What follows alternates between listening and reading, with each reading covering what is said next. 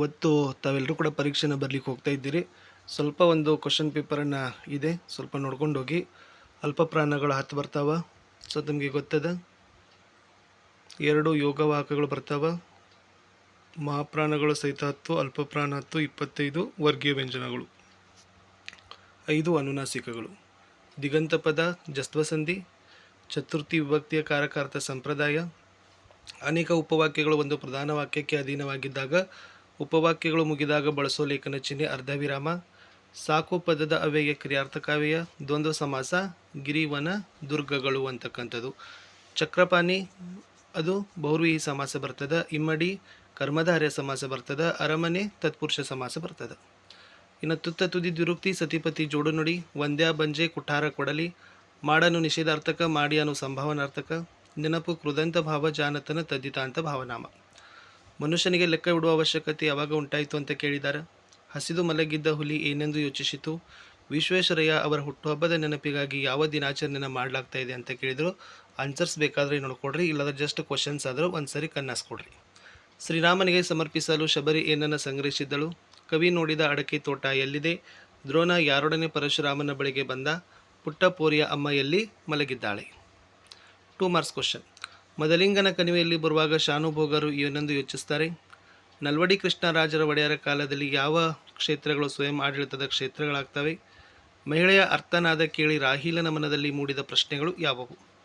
ಸೂರ್ಯಮಿತ್ರನು ಮಾವನೆಂದು ತಿಳಿದಾಗ ವಾಯುಭೂತಿಯ ಪ್ರತಿಕ್ರಿಯೆ ಹೇಗಿತ್ತು ಅಂತ ಕೇಳಿದ್ದಾರೆ. ಸ್ವಲ್ಪ ಇಂಪಾರ್ಟೆಂಟ್ ಅದ, ನೋಡ್ಕೊಡ್ರಿ. ಇನ್ನು ಹಸಿರು ಸಕಲೇಂದ್ರಿಯಗಳನ್ನು ವ್ಯಾಪಿಸಿದೆ ಎಂಬುದನ್ನು ಕವಿ ಹೇಗೆ ವರ್ಣಿಸಿದ್ದಾರೆ. ಇಲ್ಲಿಂದ 2 ಮಾರ್ಕ್ಸಿಗಾದರೂ ಬರ್ಬೋದು, ಅಥವಾ ಇದೇ ಪ್ರಶ್ನೆ 4 ಅಂಕಕ್ಕೂ ಕೂಡ ನಿಮಗೆ ಕೇಳ್ಬೋದು.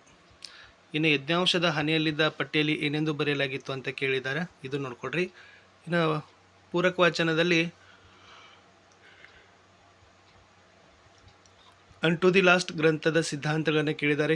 ಅಂದವಾದ ಬರವಣಿಗೆ ಬಗ್ಗೆ ನೋಡ್ಕೊಂಡು ಹೋಗ್ರಿ. ಜ್ಞಾನಿ ಅಜ್ಞಾನಿಗಳ ಸಂಘದ ಬಗೆಗಿನ ಅಕ್ಕ ಮಹಾದೇವ ಅಭಿಪ್ರಾಯ ಕೇಳಿದ್ದಾರೆ. ಅಲ್ಲಿ ಭಗವಂತನಲ್ಲಿ ಭಾವ ಇದೆ. ಇನ್ನೊಂದು ಪ್ರಶ್ನೆ, ಅದು ನೋಡ್ಕೊಂಡು ಹೋಗ್ರಿ.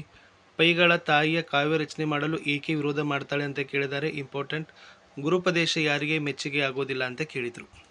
ಇನ್ನು ಲೇಖಕರ ಪರಿಚಯದಲ್ಲಿ ಪೂತಿನ ಮತ್ತು ಲಕ್ಷ್ಮೀಶನ ಬಗ್ಗೆ ಇದ್ದಾವೆ, ಇಂಪಾರ್ಟೆಂಟ್ ಇತ್ತು. ಇನ್ನು ಛಂದಸ್ಸಿದೆ. ಗುಡುಗುಡನೆ ಸುರಿಯುವ ಕನ್ನನಿಯೊಡ ಒಂದು ಶುಭಕ್ಕೆ ಮಂಗಲ ಸ್ನಾನಮ ಅಂತಿದೆ. 2 ಸಾಲುಗಳಿದ್ದಾವೆ ಕಂದ ಪದ್ಯ. ಫಸ್ಟ್ ಸಾಲಿನಲ್ಲಿ 4 3 ಮಾತ್ರೆ ಬರಬೇಕು. 2ನೇ ಸಾಲಿನಲ್ಲಿ 4 5 ಮಾತ್ರೆಗಳು ಬರಬೇಕು. ಅಲಂಕಾರ ನೋಡ್ರಿ. ಸೀತೆಯ ಮುಖ ಕಮಲವೋ ಎಂಬಂತೆ ಅರಳಿತು ಅಂತ ಕೇಳಿದ್ದಾರೆ. ನೋಡ್ರಿ, ಕಮಲವೋ ಅಂತಂದರೆ ಉತ್ಪ್ರೇಕ್ಷ ಅಲಂಕಾರ ಬರ್ತದೆ. ಸೀತೆ ಮುಖ ಕಮಲಂತೆ ಅರಳಿತು ಅಂತಕ್ಕಂಥದ್ದು ರೂಪಕ ಅಲಂಕಾರ ಬರ್ತದೆ. ಸೊ ಕಮಲವೋ ಅಂತ ಇದೆ, ಸೊ ಕನ್ಫ್ಯೂಸ್ ಮಾಡ್ಕೊಳಿಕ್ಕೆ ಹೋಗಬೇಡಿ. ಆಮೇಲೆ ಗಾದೆ ಮಾತುಗಳನ್ನ ಮಾತೆ ಮುತ್ತು ಮಾತೆ ಮೃತ್ಯು ಕೊಟ್ಟಿದ್ದಾರೆ. ಸ್ವಲ್ಪ ಮಾತಿನ ಬಗ್ಗೆ ಅದ.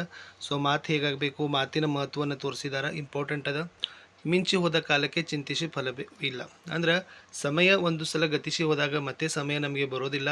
ಬಂದ ಸಮಯದಲ್ಲಿ ನಾವೆಲ್ಲ ಕೆಲಸವನ್ನು ಮಾಡಿ ಸಾಧಕರಾಗಬೇಕು ಅನ್ನೋದನ್ನು ಈ ಗಾದೆ ಮಾತು ಹೇಳ್ತದೆ.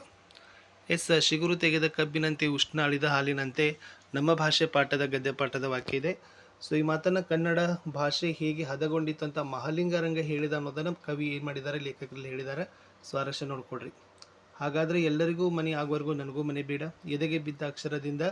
ಸೊ ಈ ಪಾಠವಾಗಿದೆ. ಸೊ ಒಬ್ಬ ವ್ಯಕ್ತಿಯ ಮೈಮೇಲೆ ಗ್ರಾಮ ದೇವತೆ ಮಂಚಮ್ಮ ಆವಾಹಿಸಿಕೊಂಡು ಈ ಮಾತನ್ನು ಹೇಳ್ತಾಳೆ.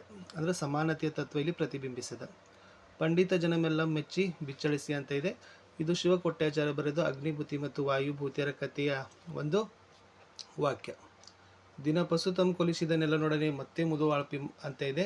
ಸೊ ಇದು ಚಲಮನೆ ಮೆರೆವಂತಕ್ಕಂಥ ಪದ್ಯಪಾಠದ ವಾಕ್ಯ. ಸೊ ದುರ್ಯೋಧನ ರಣರಂಗದಲ್ಲಿ ಭೀಷ್ಮರನ್ನು ಭೇಟಿ ಮಾಡಿದಾಗ ಭೀಷ್ಮ ಸಂಧಿ ಮಾಡಿಕೋ ಅಂತ ಸಲಹೆ ನೀಡೋ ಸಂದರ್ಭದಲ್ಲಿ ಈ ಮಾತು ಬಂದಿದೆ. ಗಂಗಳ ಚರಗಿ ಮಂಗಳ ಸೂತ್ರ ಹೋದವು ಬೀಸುಕಲ್ಲ ಅಂತ ಇದೆ. ಸೊ ಇದು ಹಲಗಲಿ ಬೇಡರು ಅಂತಕ್ಕಂಥ ಒಂದು ಜನಪದ ಲಾವಣಿಗಳ ವಾಕ್ಯ ಇದೆ. ಸೊ ಬ್ರಿಟಿಷರು ಯಾವ ಥರ ದಂಡೆತ್ತಿ ಹೋದ್ರು ಹಲಗಲಿ ಮೇಲೆ, ಅಂದರೆ ಹಲಗಲಿಯನ್ನು ಸಂಪೂರ್ಣವಾಗಿ ನಾಶಪಡಿಸಿದ್ರು ಅಂತ ಕವಿ ಹೇಳೋ ಸಂದರ್ಭದಲ್ಲಿ ಈ ಮಾತು ಹೇಳಿದ್ದಾರೆ. ಇನ್ನು ನೊಳವಿಂಗೆ ತಪ್ಪೇವರಂ ಅಂತ ಇದೆ. ಸೊ ಇದು ಕೂಡ ಕೆಮ್ಮನೆ ಮೀಸೆ ಒತ್ತಾನೆ ಅಂತಕ್ಕಂಥ ಪಾಠದಲ್ಲಿನ ಪದ್ಯಪಾಠದ ವಾಕ್ಯ ಇದೆ. ಸೊ ಇದು ಇಂಪಾರ್ಟೆಂಟ್ ಇದೆ, ನೋಡ್ಕೊಡ್ರಿ.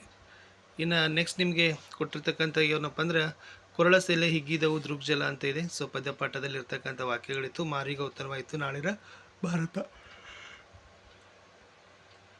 ಎಸ್ ಸಂಕಲ್ಪ ಗೀತೆಯಲ್ಲಿ ಬಿದ್ದುದನ್ನ ಮೇಲೆ ಬೆಸಿ ನಿಲ್ಲಿಸಿ ಹೊಸ ಭರವಸೆಗಳ ಕಟ್ಟೋಣ, ಮನುಜರ ನಡುವನ ಅಡ್ಡ ಗೋಡೆಗಳ ಕೆಡವುತ್ತ ಸೇತುವೆಯಾಗೋಣ. ವೆರಿ ಇಂಪಾರ್ಟೆಂಟ್ 4 ಮಾರ್ಕ್ಸ್ಗೆ. ಸೊ ನಿಮಗೆ ಲಂಡನ್ ನಗರದಲ್ಲಿ ಕೊಟ್ಟಿದ್ದಾರೆ. ಲಂಡನ್ ನಗರದಲ್ಲಿ ಲೇಖಕರು ಗುರುತಿಸಿದ ವಿಶೇಷತೆಗಳು ಅಲ್ಲೆಲ್ಲ ಏನಿದೆ ಅಲ್ಲ, ಅದು ಉಲ್ವರ್ತ್ ಇದೆ, ಚೇರಿಂಗ್ ಕ್ರಾಸ್ ಬಗ್ಗೆ ಇದೆ, ವೆಸ್ಟ್ ಮಿನಿಸ್ಟರ್ ಅಬೆ ಇದೆ, ಅದನ್ನೆಲ್ಲವನ್ನು ಕೂಡ ಬರೀರಿ. ಅಥವಾ ಜಸ್ಟ್ ಅವ್ರು ನಿಮಗೆ ವೆಸ್ಟ್ ಮಿನಿಸ್ಟರ್ ಅಬೆ ಬಗ್ಗೆನೂ ಕೂಡ ಕೇಳಿದ್ದಾರೆ, ಅದನ್ನು ಕೂಡ ಒಂದು 8-10 ಸಾಲುಗಳಲ್ಲಿ ನೋಡ್ಕೊಡ್ರಿ. ಸೊ ಎನಿವನ್ ನಿಮ್ಮ ಎಕ್ಸಾಮ್ಗೆ ಬರ್ಬೋದು. ಈ ಪಾರ್ಟ್ ಲಾಂಗ್ ಕ್ವಶನ್ ಆನ್ಸರಲ್ಲಿ ಬರದೇ ಇತ್ತಂದ್ರೆ ಸಂದರ್ಭ ಅಂತಲೇ ಫಿಕ್ಸ್ ತಿಳ್ಕೊಡ್ರಿ. ಇನ್ನು ಹಕ್ಕಿಯನ್ನು ಕಾಲಗತಿಗೆ ಹೋಲಿಸುತ್ತಾ ಕವಿ ಹೇಳಿರುವ ಮಾತುಗಳು ಯಾವಂತ ಕೇಳಿದ್ದಾರೆ. ಸೊ ನೋಡಿ, ಹಕ್ಕಿ ಹಾರುತ್ತಿದೆ ನೋಡಿದ್ದೀರಾ ಅಂತಕ್ಕಂಥದ್ದನ್ನು ಕೊಟ್ಟಿದ್ದಾರೆ. ಸೊ ಅದು ಕೂಡ ಇಂಪಾರ್ಟೆಂಟ್ ಆಗಿರ್ತಕ್ಕಂಥದ್ದು. ಓಕೆ, ಅಥವಾ ಹಕ್ಕಿ ಹಾರುತ್ತಿದೆ ನೋಡಿದ್ದೀರಾ, ಇದರದ್ದು ಸಾರಾಂಶ ಕೇಳಿದ್ದಾರೆ, ಅದು ಗರಿಕ್ ಅವರ ಸಂಕಲನದಿಂದ ಆರಿಸಿದ್ದಾರೆ. ಓಕೆನಾ. ಹಕ್ಕಿಯನ್ನು ಕಾಲಕ್ಕೆ ಹೋಲಿಸಿದ್ದಾರೆ, ಕಾಲ ಜೀವಂತಿಕೆ ಸ್ವರೂಪದಾಗಿತ್ತು, ಹೊಸತನದ ಸಂಕೇತವಾಗಿದೆ ಅಂತಕ್ಕಂಥ ಎಲ್ಲ ಅಂಶಗಳೇನಾಗಬೇಕಪ್ಪ ಅಂತಂದರೆ ಇಲ್ಲಿ ಬರಬೇಕು. ಇನ್ನು ನೆಕ್ಸ್ಟ್ ಪತ್ರಗಳನ್ನು ನೋಡೋದಾದರೆ, ಸೊ ಇದು ಒಂದು ಮನವಿ ಪತ್ರ ಇದೆ. ಸೊ ಯಾವತ್ತೂ ಮನವಿ ಪತ್ರವನ್ನು ಬರೆಯುವಾಗ ಫಸ್ಟ್ ಇಂದ ಇವರಿಗೆ ಮಾನ್ಯರ ವಿಷಯ ಬರಬೇಕು. ಆಲ್ರೆಡಿ ಮೇಲೆ ಕೊಟ್ಟಿದ್ದಾರೆ. ಇಂದ ಬಾಗಲಕೋಟೆ ಇದೆ.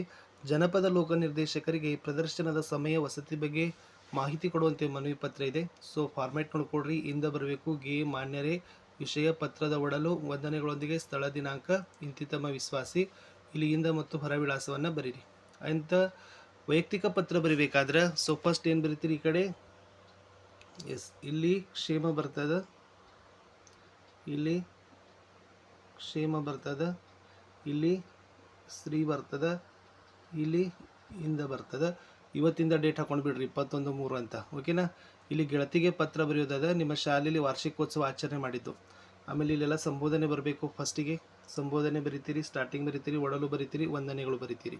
ಸೊ ಆಮೇಲೆ ಲಾಸ್ಟ್ ಏನು ಬರಬೇಕು, ಇಂತಿನ ಪ್ರೀತಿಯ ಗೆಳತಿ ಅಂತ ಬರೋದು. ಇಲ್ಲಿ ಕಂಪಲ್ಸರಿ ಹೊರ ವಿಳಾಸಗಳನ್ನು ಹಾಕಬೇಕು. ಗೆಳತಿದ ಹೊರ ವಿಳಾಸ ಹಾಕಿದ್ರೆ ಪತ್ರ ಮುಗೀತದ. ಚಂದ್ರಯಾನ 3 ಬಗ್ಗೆ ಆದ ಅಂತಾರಾಷ್ಟ್ರೀಯ ಮಟ್ಟದಲ್ಲಿ ಆಟದ ಸಾಧನೆಗಳಾಗಿರ್ಬೋದು, ಆಮೇಲೆ ಭಾರತದ ಸಾಧನೆ, ಒಂದು ವಿಷಯ ಪ್ರಚಲಿತ ಘಟನೆಗೆ ಸಂಬಂಧಪಟ್ಟಂತೆ ಅದ.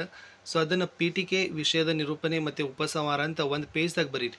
ಒಂದು 15 ಸಾಲುಗಳು ಬರೆದ್ರೂ ಕೂಡ ನಿಮ್ಗೆ ಏನು ಮಾಡ್ತಾರಪ್ಪ ಅಂದ್ರೆ ಮಾರ್ಕ್ಸ್ಗಳನ್ನು ಕೊಡ್ತಾರೆ.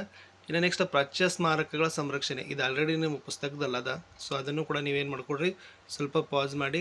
ಯಾವೆಲ್ಲ ಗುಡಿಗಳಿದ್ದಾವೆ, ಶಾಸನಗಳಿದ್ದಾವೆ, ಅವುಗಳನ್ನು ಸಂರಕ್ಷಣೆ ಮಾಡಬೇಕು, ಅವೆಲ್ಲ ನಮಗೆ ಇತಿಹಾಸದ ಮೂಲಗಳ ಮಾಹಿತಿಯನ್ನು ಕೊಡ್ತೇವೆ ಅಂತಕ್ಕಂಥ ಅಂಶಗಳನ್ನು ಹೇಳಿದರೆ ಸಾಕು. ಇಷ್ಟಿತ್ತು ಈ ವಿಡಿಯೋದಲ್ಲಿ ಅಂತ ಹೇಳ್ತಾ, ಇಲ್ಲಿಯವರೆಗೆ ತಾವೆಲ್ಲರೂ ಕೂಡ ವಿಡಿಯೋ ವೀಕ್ಷಿಸಿದ್ದಕ್ಕಾಗಿ ಧನ್ಯವಾದಗಳು. ಒಂದು ಮೋಸ್ಟ್ ಇಂಪಾರ್ಟೆಂಟೇ ಕ್ವಶನ್ ಪೇಪರ್ ಇತ್ತಿದ್ದು. ಸೊ